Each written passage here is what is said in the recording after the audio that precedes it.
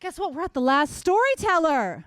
And guess who it is? It's me!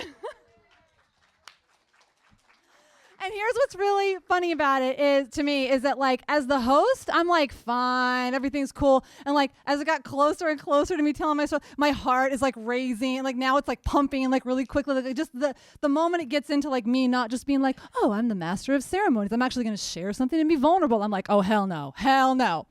So I just want to prep you a little bit for this story. So I'm doing a show in the Hollywood Fringe in June called Sexy Mouse. And Sexy Mouse is spelled M-A-U-S, like Sexy Mouse.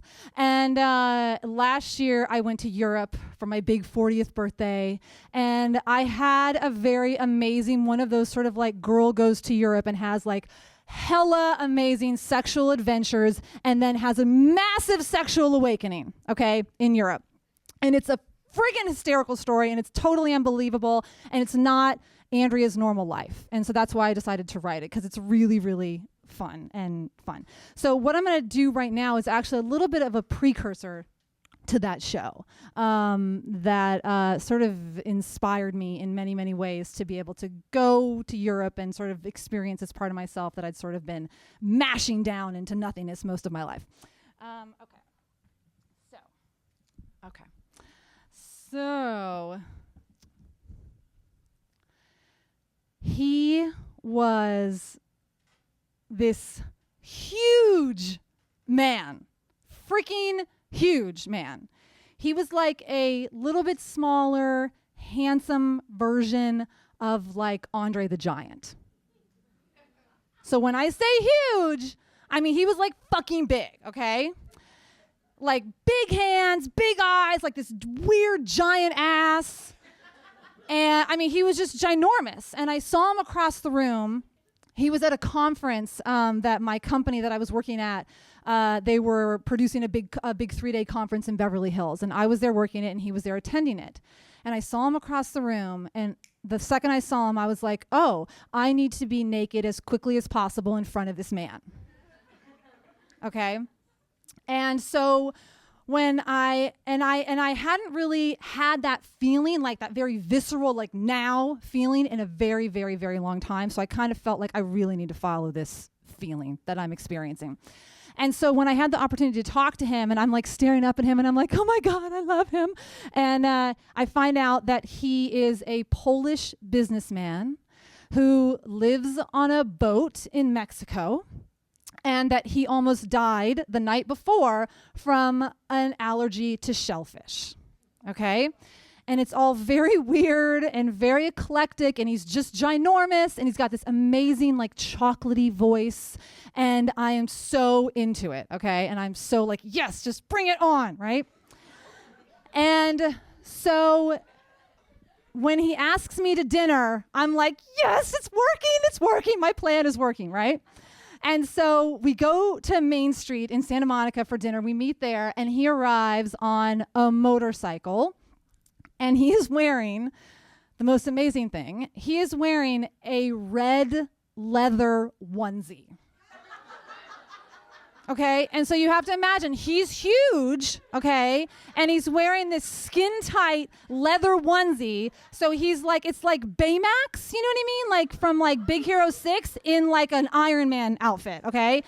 And like his ass and everything about him that is really huge anyhow is even bigger because of this outfit. And I'm like, I love it. It's so eclectic. You know, I'm like, more. Like, what else is there going to be about this man, you know? Like, I'm like just waiting to undress in front of him because it just keeps getting weirder and weirder and weirder.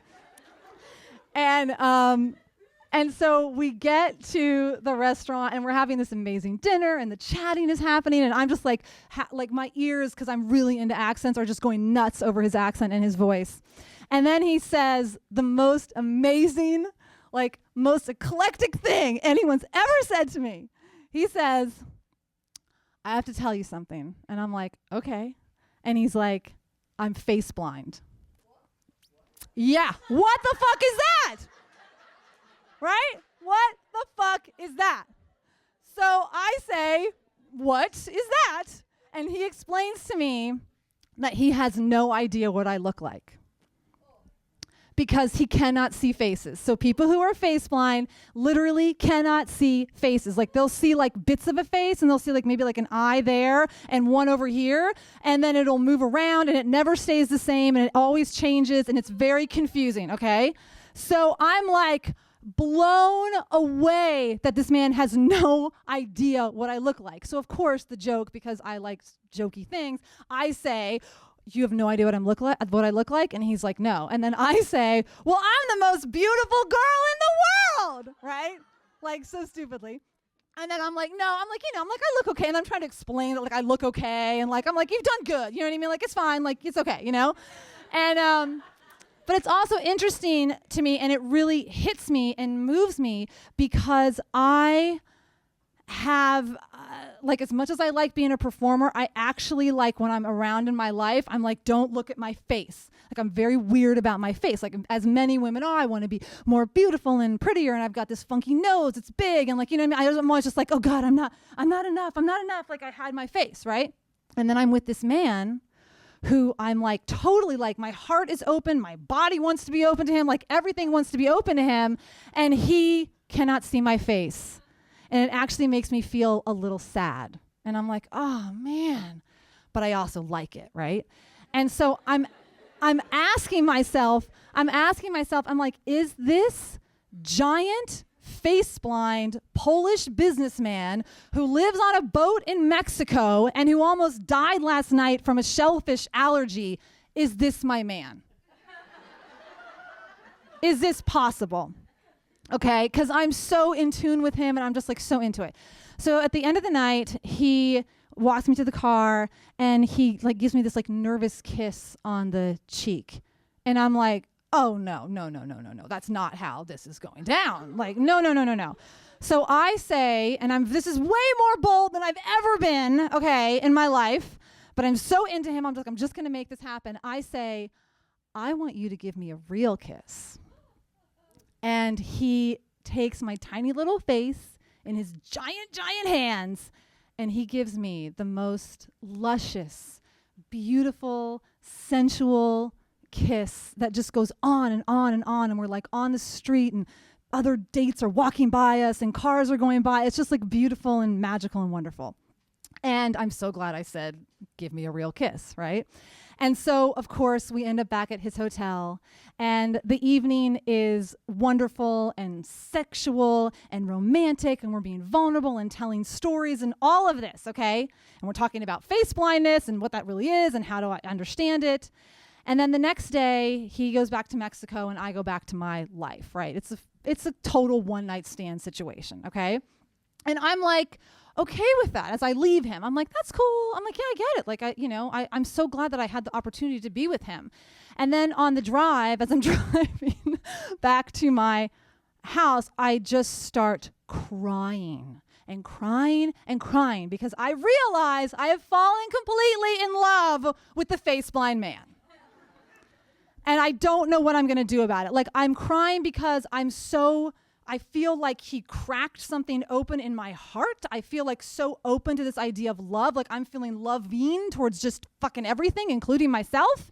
And then also it's sort of that experience of like, even though he can't actually see my face and he can't actually see me, it was like being with him for that amount of time was like the most seen I'd ever been in a really long time. So this was very attractive to me. And then I'm crying because I'm like, I don't know if I'm going to see him again. I'm in love with him, right?